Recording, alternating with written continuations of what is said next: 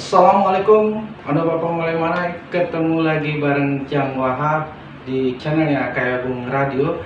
Dan Anda Bapak mulai mana? Jang Wahab tidak dewan, tapi dibarengi atau dikawani oleh Pak Yusiza ya. Dan setiap hari Anda Bapak mulai mana, kita selalu memberikan yang terbaik untuk Anda Bapak mulai mana dengan cerita-cerita yang unik ya. Dan kali ini Anda Bapak mulai kita akan membahas mengenai masalah putri si rambut putih. Wah, luar biasa. Dari judul yang diungkap tadi, ya terbayang oleh kita galau-galau bahwa putri si rambut putih adalah sosok perempuan yang rambutnya putih semua. Apakah benar itu?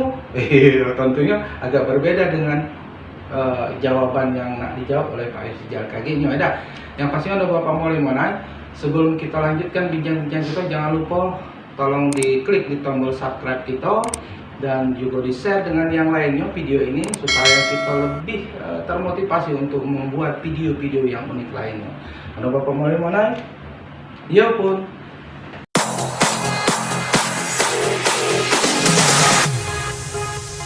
Nah ini Pak Yusiza, balik lagi mengenai masalah cerita rakyat ya.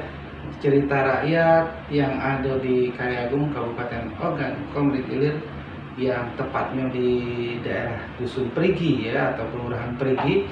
Dulu pernah diungkap oleh Pak Yusiza bahwa Perigi itu adalah turunan Petori. Nah, sekarang kita akan membahas Petorinya ini. Nah, maksudnya ada hubungannya apa tidak? Yang pastinya Jang Wahab pernah membaca, pernah mendengar juga yang namanya putri si rambut putih, atau terkenal dengan bahasa Kayagungnya Petori Buok Handa. Cerita ini luar biasa uniknya, dan tentunya Anda Bapak mulai mana seperti yang Jang Wahab katakan di awal tadi, bahwa putri si rambut putih adalah putri yang rambutnya putih seperti uban. Apakah benar? Nah, jadi Anda Bapak mulai mana? Jadi di sini ya Pak Yusiza, apakah benar yang diungkap oleh Jang Wahab tadi bahwa putri si rambut putih adalah sosok putri yang rambutnya putih atau ubanan? Kira-kira mana? Bosai berpendapat Petori hendak buat layane kesaktian buat memang hendak. Tapi dalam sejarah layan buat hendak sumpah kinjak ngangene gak utopi jimer saya ngelawan doye. Nah Itu ya. Begini di Wahab ya.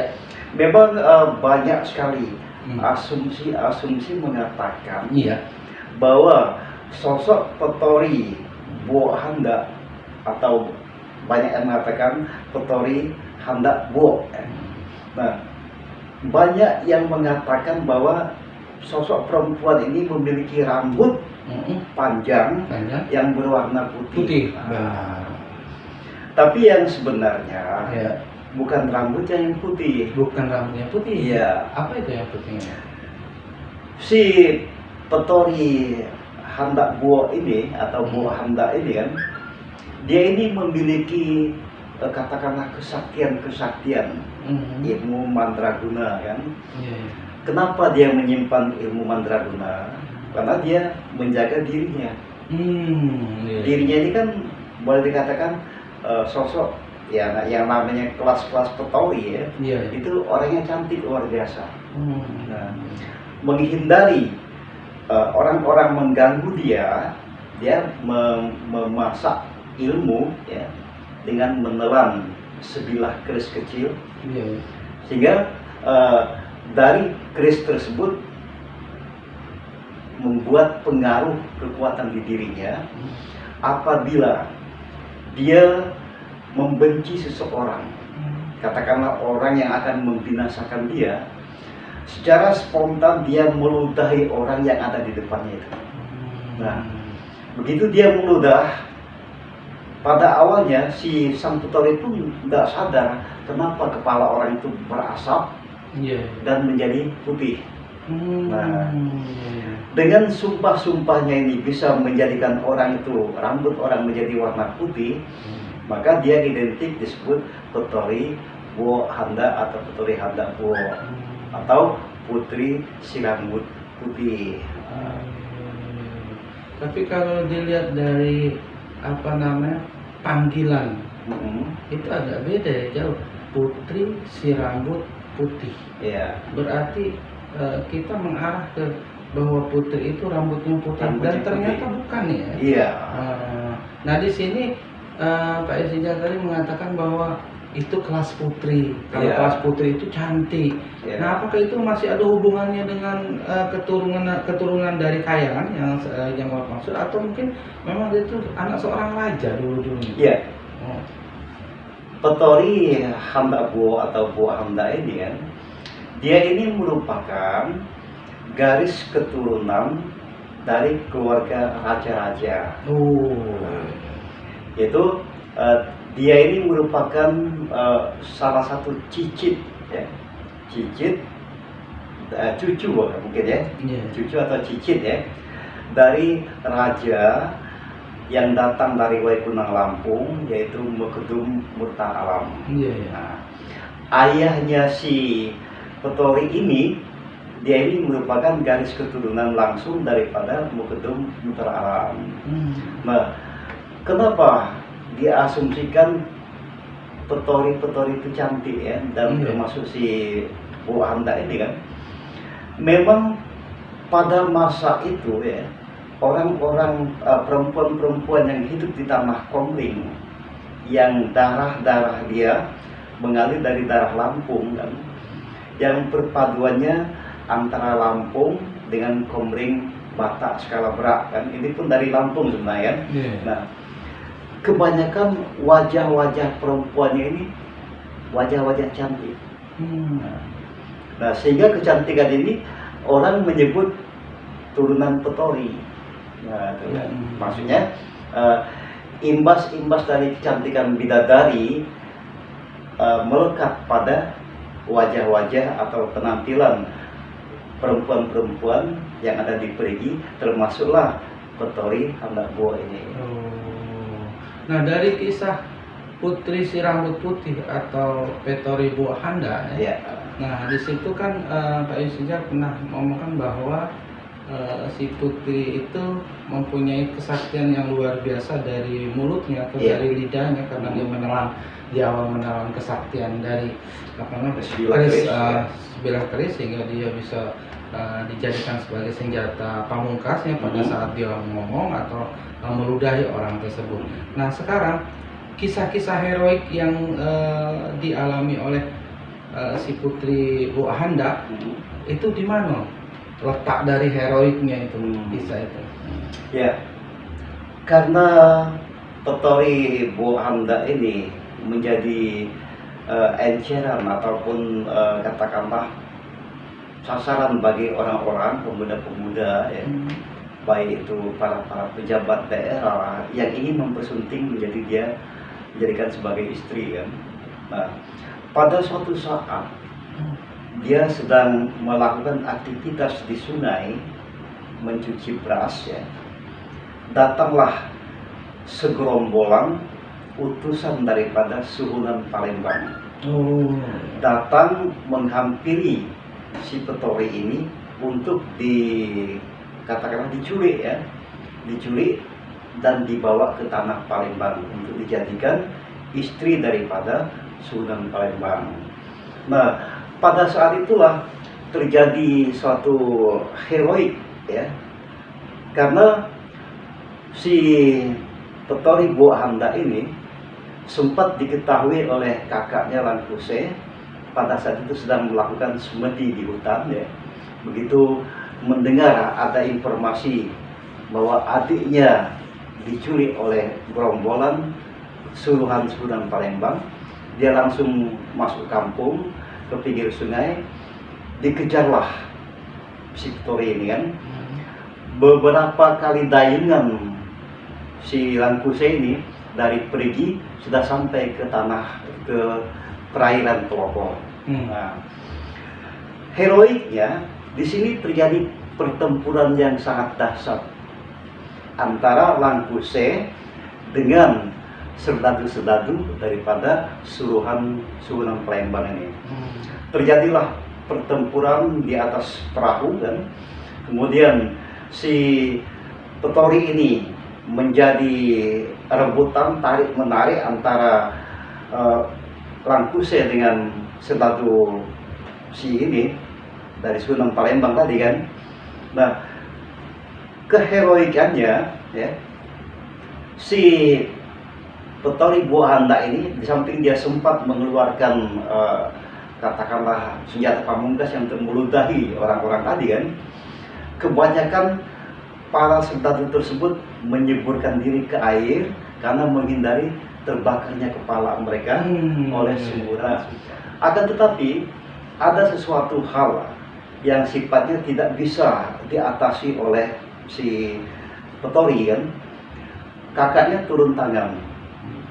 Akhirnya terjadilah perebutan antara sosok suruhan daripada Sunan Palembang dengan si Langkuse.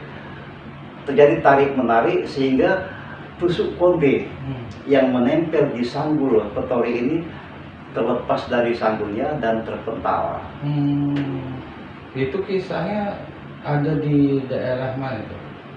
Ya di daerah perairan Telopo. Telopo. Oh, Ya. Jadi waktu kisah heroik itu ada di sekitar Telopo, Iya. bukan di Perigi, bukan? Bukan. Ya? Karena di Perigi dia menculik. Oh, diculik. Diculik kan melalui perahu karena dia sedang aktivitas di pinggiran sungai kan. Benar. Iya. Terus ini Pak Yusizar, tadi kan Pak Yusizar sempat munculkan tokoh yang lain, Ya. tadi termasuklah kalau tidak salah yang maha pendengar itu Langkuse. Ya. Nah, Langkuse itu sebagai siapa, putri Buahanda itu? Nah, Langkuse ini adalah saudara daripada si petori. Iya, iya. Dialah yang menjaga kehidupan si petori adiknya ini. Iya. Jadi selama aktivitas kehidupan si petori ini, apalagi sering diganggu oleh orang-orang yang punya pemikiran jahat ya, kakaknya selalu menengahi permasalahan itu. Nah, setelah kejadian penculikan yang Ya, heroik ya. tadi yang dilakukan oleh para Ya, utusan dari Sunan, Sunan. ya. Nah, dan ternyata memang gagal gitu ya. Iya. Nah, gagal. Artinya si putri itu tidak mau nikah. Iya. Sedangkan yang si raja itu pengen benar Iya. nikah dengan si putri. Sampai akhirnya kalau tidak salah Iya. atau benar atau memang gimana, untuk memiliki putri itu tidak dapat. Akhirnya dia dendam dan sebagainya, mengeluarkan sumpah. Itu benar atau tidak? Iya. Kisah. Begini, Hmm. setelah terjadi pertempuran di perairan Telopo ya, perebutan antara Langkuse dengan serdadu-serdadu yang di suruhan daripada utusan Sunan Palembang ya. Sunan Palembang ini pertama melakukan suatu tindakan kepada anak buahnya. Kalau kamu tidak berhasil memboyong si petori itu ke Palembang, kamu tidak usah pulang ke Palembang. Akan saya bunuh. Bila perlu dihukum pancung atau mati kan. Iya. Nah, sebenarnya pada saat itu ya, si Langkuse sudah mendengar, kan? Nah, ada di antara suruhan-suruhan ini sempat memberanikan diri, dia pulang ke Palembang melaporkan kejadian yang sebenarnya. Pada saat itulah Sunan Palembang itu murka, dia memberitahukan sebagai maklumat kepada orang-orang tanah Palembang kan, dia menyuruhkan apabila kamu mau menikahi orang gadis-gadis Kayu Agung, terutama gadis Perigi, saya tidak menerima dan saya sumpahkan semoga hidup kamu tidak akan sempurna selama-lamanya. Nah, jadi lantaran itulah si Sunan Kalijogo itu mengeluarkan maklumat karena dia gagal mempersunting si Petori Buah Handa ini. Nah, dari kisah itu ya Sija, ya kan putri si rambut putih itu kan berdomisili di Perigi ya. Perigi, ya. Perigi. Nah, sedangkan si Langkuse itu memang tetap di Perigi ya? Iya, malah tinggal serumah. Tinggal serumah. Ya, karena bersaudara kandung kan. Saudara kandung. Ya. Nah, sekarang dari kisah itu mungkin bisa dipetik oleh Bapak Molemoana bahwa yang namanya putri si rambut putih adalah kesaktian ya. Nah, sekarang ini Bapak Molemoana mungkin penasaran, si putri si rambut putih ini kisah nyata atau memang benar-benar ya hanya sekedar legenda? Dan menurut Pak Yusijal juga baru-baru ini katanya sudah ketemu di mana dia makam yang sesungguhnya. Artinya memang ada kisah ini. Nah, sebatas mana atau sejauh mana pandangan masyarakat tentang putri si rambut putih? Ya. Sebenarnya kisah daripada kehidupan Petori Handa Buah atau Petori Buah Handa ini kan, itu bukan merupakan cerita-cerita dongeng atau cerita bagaimana ya, cerita-cerita biasa, bukan. Ini benar-benar cerita yang bersifat fakta, ya, kisah nyata daripada kehidupan manusia. Nah, tadi ya perlu kita ungkap juga, terjadi pertempuran di kawasan Sungai Telopo kan. Nah, tadi sudah dikatakan bahwa Petori Buah Handa ini tusuk kondenya itu sempat tertempal dari kepalanya karena dia ditarik menarik antara si Langkuse dengan saudara daripada Sunan Palembang kan. Begitu terpental ke atas, ke udara ya, begitu dia nancap ke tanah tersebut secara gaib ya, menjelma menjadi kawasan rawa-rawa atau lebak. Sementara imbasnya di ilir menjadi lebak, yang di hulu menjadi tebing. Itu namanya daratan keraton, talang keraton. Ini salah satu kegaiban daripada kesaktian yang dimiliki oleh Petori Buah Handa ini. Nah, kalau boleh tahu informasi terkini ya, informasi terkini mengenai makam dari putri si rambut putih itu di mana tuh letak yang sesungguhnya? Nah, ini konon katanya baru-baru ini ya, oleh orang-orang yang peduli masalah budaya, masalah cerita-cerita peninggalan nenek moyang kita kan, selalu ingin tahu di mana keberadaan si Petori Buah Handa ini kan. Nah, ternyata baru-baru ini ditemukan makam daripada Petori itu sendiri yang berdekatan dengan makam kakaknya Langkuse, yang berada di daratan Perigi berbatasan dengan Kayu Agung asli. Jadi kalau kita melihat kenyataannya memang makamnya ada, jelas bahwa kisah Petori ini bukan kisah cerita-cerita dongeng, tapi dia merupakan fakta nyata, katakanlah napak tilasnya ada. Nah, sekarang sosok putri putri si rambut putih atau Petori Buah Handa, itu kebiasaan dari hari ke hari yang lebih terkenal di masyarakat kayak ini ceritanya, itu membuat apa? Si Petori ini kan di samping dia ini hobinya menyulam, menyulam, dia pun hobi mengerjakan pekerjaan rumah, katakanlah beres-beres rumah ya, membuat gerabah dan sebagainya kan di bawah rumah kan. Nah, ini merupakan ciri khas daripada keseharian Petori ini.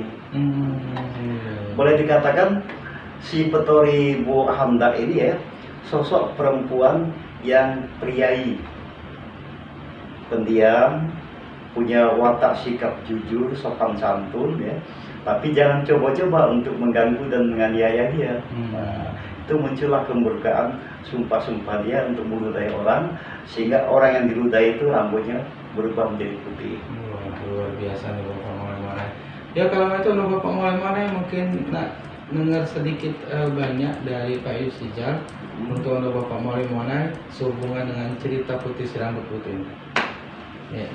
Mungkin yang yang perlu disampaikan untuk Bapak mulai dalam hal pelestarian dari nilai-nilai budaya ini. Terutama kita sampaikan pesan dan kesan ya. Ini terutama kepada garis-garis keturunan daripada Langkuse ya, atau keturunan daripada keluarga Petori Buah Handa yang sekarang mungkin masih ada ya. Terutama itu ada yang namanya Awi Langkuse, itu masih keturunan dia kan. Kemudian lagi ya katakanlah kalau orang-orang yang dari perigi ya, itu kebanyakan masih ada garis keturunan daripada keluarga Petori ini kan. Nah kita harapkan dan mohon maaf andai kata cerita-cerita ini kurang begitu nyasar ke yang sebenarnya, tetapi itulah cerita yang kami ambil sebatas aktivitas dan heroik daripada kegiatan-kegiatan keseharian Petori ini kan. Dan di waktu sebelum kita berikan pandangan kepada masyarakat kita kan, ini ada penjelasan sedikit kan.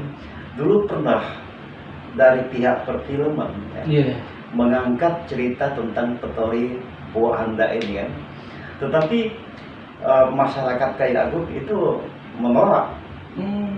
Apa yang ditolaknya?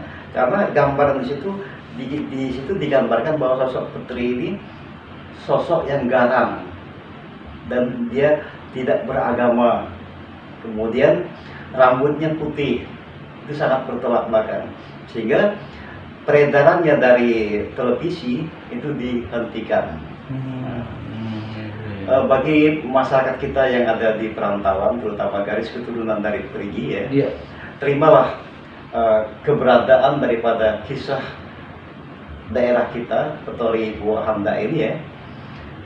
Lebih kurang kami selaku narasumber mohon kita kerjasama untuk memberikan informasi yang sebenarnya. Andai kata dari pendengar atau penonton ingin tahu yang sebenarnya, silakan saja hubungi channel Kailagung Radio atau hubungi langsung kami sebagai narasumber ya. Iya, baik kalau metode Bapak mulai cukup sampai di sini kita bincang-bincang seputar cerita rakyat Petori Buah Handa. Kalau metode Bapak mulai kita akhiri dengan ucapan Assalamualaikum warahmatullahi wabarakatuh. 90,4 Kailagung Radio.